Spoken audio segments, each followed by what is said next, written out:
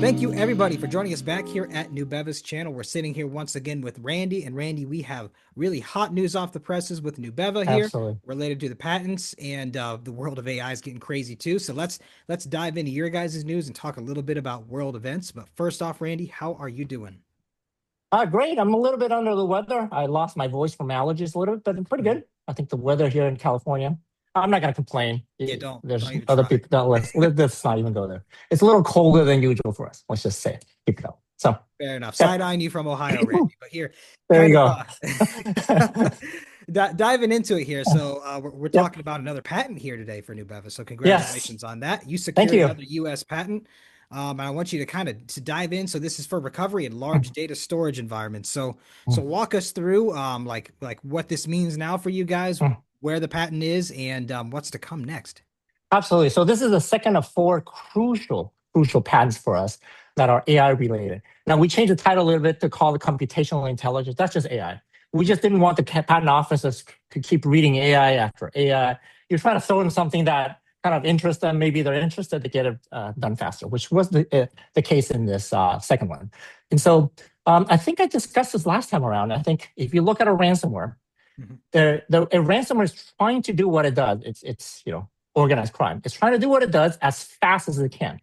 And so when you start looking at 500 gigabytes, a terabyte, 2 terabytes of virtual machines, I talked about this before, they don't actually encrypt the whole thing. When you run a ransomware, it's got parameters that say, hey, I want to do the every other line or every 10 K byte, I want to encrypt that. Okay. And so they go about encrypting the fastest they can while providing enough damage that they're going to get paid. Makes sense. So if you look at it the other way around, that means if you're decrypting that, and they sometimes attack the same VMDK from multiple sources. That's a big issue about VMDKs. You're using the same golden source VMDKs on multiple images a lot of times. Okay, it's something that VMware offers, and a lot of the different VM offerings do. Okay, so you have this golden image that you start off running with, and then anything you write to goes to another part. And so that means the golden image can be written to in multiple different locations because they're shared all over the place in the corporation. So we routinely see a ransomware, multiple ransoms happen and going in at the same VMTK at the same time. And so understanding what order you're going to decrypt that is non-trivial. This is actually a very cool problem to have. And frankly, the best thing to solve it is with our technology, our proprietary way of knowing that fact that it's being ransomed and applying AI to it. And that is what this patent does. Okay, so think of corporations that have massive files, whether that's a VM or not. Obviously, we see by far the most large files being VMDKs, but they don't have to be. They could be an image, they can be an exploration, a scientific result, a machine learning result, actually. And we have a patent now that allows us to go in and in an automated way, go and decrypt it, create the decryptor and decrypt it. And that's very exciting. Yeah, no, that is very exciting. And as you mentioned, this is one of a couple patents that you guys now have you've Yeah. gotten awarded, and there's more to come. You had mentioned, correct? Yeah, so we have a total of 4 that we want to accomplish before we start embarking on partnerships. I mentioned this before in a couple of different videos. A third one is actually is giving us a little bit of trouble. We've replied to the patent office back and forth. In fact, that is the only one where we've actually got questions from the patent office. All the other patents that we've actually filed within the history of Nubeva, they just get assigned, or maybe there's a grammatical claim that they want us to reword, and we just reword done, we're done. And that was the case with the second one. But we have a third one that we're kind of iterating with them, and we haven't heard back on the fourth one. So that's the status of where we're at. All right. Well, I guess like, and when you say you haven't heard back, there's really no timeline that you can really give people at this point. It's basically just, Yes. yeah. Yes. Yeah. So I think if you start looking at the timelines when we don't hear back about a patent, they end up being about the same amount of, give and take a few months, about the same time frame. So, well, this is the second one that's made it through. So again, congratulations on that, Thank you. and definitely another step in the right direction. And speaking of steps, the world's been taking a lot of steps with AI, as we had It's we've been crazy. talking about it, once every couple months here. Every time we talk, it seems like 5 years of technology has progressed. Yes. It's just incredibly fast progressing. I'm a huge fan. I'm sure everyone's seen OpenClaw and everything now, which is probably going to lead to a lot of people getting ransomed, getting ransomware put on their PCs, if they don't lock it down correctly. Unfortunately, yeah. But Right. yeah, one of the things you had talked about was the great cloud repetition. Um, so Yes. talk to me about that. What's going on in the world of using the cloud now? Yeah. So I think what people are realizing, if you're, for example, a hedge fund, if you're in insurance, you have an algorithm that's really unique to you. That frankly, if you lost that, it's not you anymore. Okay. And so it used to be that you kind of just protect that piece. You have everything else that you do in the cloud. However, you derive that algorithm or that, how do you decide that this 20-year-old is going to pay this insurance premium based on all the data that you have in this geography, et cetera? I couldn't begin to describe. So it turns out that they used to put all the data that derived that into the cloud or somewhere else that was inexpensive and reliable. Hmm. Well, with the advent of AI, people have realized that, hey, AI could scan the whole thing. And depending on how we worded a few documents or how we discuss a few things, it could derive the same thing we derive because obviously we're discussing with people internally with employees on how we came about what we have. So protecting just the end result, which is your crown jewels, Yeah, is no longer good enough. You got to protect everything else that derived that. Now, you might makes not sense. protect the source data if it's already public data, but all the intermediate data points now have to be protected again. So they're moving Interesting. massive amount of data that either they were thinking about moving it into the cloud, slowly already moving it back. You're going to hear this everywhere now that they're moving it back, and you're going to hear this uncloud or this, Mhm. they call it leakage. There's leakage going on if you use it. So if you're in any of these types of, if you're in oil exploration, if you're a hedge fund, if you're in insurance, basically there's an absolute no-no. You are not allowed to touch AI. You're not allowed to touch it when you're at work, when you go home. I don't care what you think you have that AI can help. You're not allowed to touch it. Everything is going on premise. And if they do run an AI, it's gonna just be an on-premise one. It's not gonna be anything else. And that's the way it is. And if you think about that, it's very obvious. If you have some information that pretty much makes your business. Yep. You have this one thing that makes your business. You can't lose that. And it used to be that if you're just protecting the little thing, I've had different customers in the past, previous companies that I created, that tell us we're keeping somewhere between 5 and 10% of all our data on premise, Hmm. and the rest of the 90 to 95% of the data we're putting in the cloud. It's fine. We'll use data centers, et cetera, in the public domain.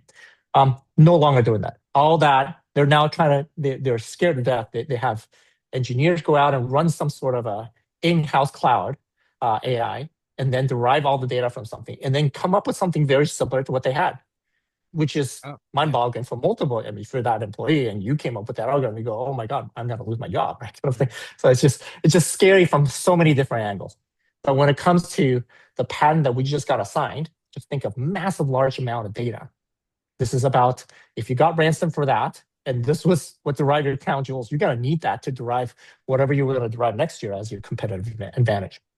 And so this patent solves for that, which is Interesting. So fantastic, actually. yeah. Yeah. So, Yeah, it is. It is. What I'm curious about. So obviously, okay, mhm, so they're moving data off the cloud into their own right, systems. right, That does take the responsibility of protecting that data back into their own hands. Would you exactly. would you imagine now, like a lot of cloud systems are pretty safe, right? Like they're would you say Sure. like it's at least more standardized, and now it's going to be whatever their in-house security would be. Would you imagine this causing an Yeah. increase in ransomware attacks at this point, or like what do you think? There's this is all over the map, but whatever you hear is probably as good or better than what I hear. But I think depending on when this video is released, on Monday, $200 billion in SaaS cybersecurity was lost in market cap because Claude came out with a cybersecurity scanner. Mhm. And so there's a belief, or there's a nervousness that the AIs are going to create a cybersecurity that helps your enterprise be as well protected as the cloud was. Mhm. And so there's a belief that, hey, I don't necessarily need to count on the cloud making this secure. And if you start juggling about what you're going to lose, when people talk about leakage, they're not just talking about my data sitting in the cloud and having a hacker go into it. Mhm. They're worried about, is somebody in the cloud working on the cloud going to go look at it, right? The paranoia used to be that if I have so much data, somebody who doesn't understand my business, even if they work for a cloud and they looked at it, they're not going to be able to derive anything useful, right? Because I've got terabyte and terabyte of data. But Mhm. that's not the case anymore. right? AI gives you intelligence. So someone that works in the cloud could conceivably go out through leakage and go process all the data and say, okay, this is the crux of what I want to understand. And that may have not had anything to do with the cloud vendor itself. It could just be a contractor or an employee that had access to something and decide I'm going to do something with that information. So this is something that had never happened before. If you're insurance, like I mentioned, or your hedge fund, you really need somebody who's a whiz kid in with math on the other end, look at all the data, and then come up with an algorithm, which is nearly impossible. Now you're saying, okay, I'm going to run AI and process and give me the crux of what this is doing. That seems to be quite doable. And so the trade-off of am I going to put it on premise or I'm going to put it in the cloud is no longer just about a hacker going in and grabbing it. Mm-hmm.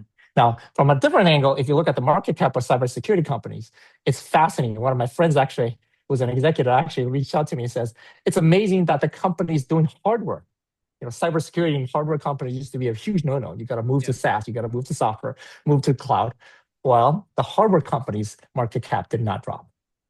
Interesting. So the cybersecurity hardware companies, their market cap remained steady. So isn't that unbelievable? So everything is making a huge turn back. The field of battle is changing once again in the world of cybersecurity. Yes. It's never ending. It's always a game of cat and mouse, and AI is throwing its hat into the ring, and I'm curious to see where that goes. Absolutely. Yeah, we'll kind of on our next call, Randy. I'm sure again, as you mentioned, it'll probably be entirely different. Something different. Yes. Big. But anyways, is there anything else to Nubeva you want to update people on before we go? Not about Nubeva, about myself. I think this tax season of the year now, just like 2 years ago, I moved some of my shares to a DAF, a donation fund for tax purposes. Now, none of those shares, when I moved them 2 years ago, were sold. They didn't hit the market. And obviously, I control them. I control the votes.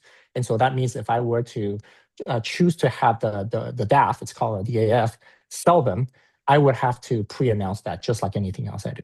So I'm going to be moving some of the shares. Whether I move them, I think last time, 2 years ago, I moved them around April.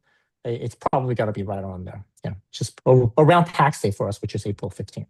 All right. Well, thank you again for the updates, and congratulations once again on the patent being awarded to Nubeva.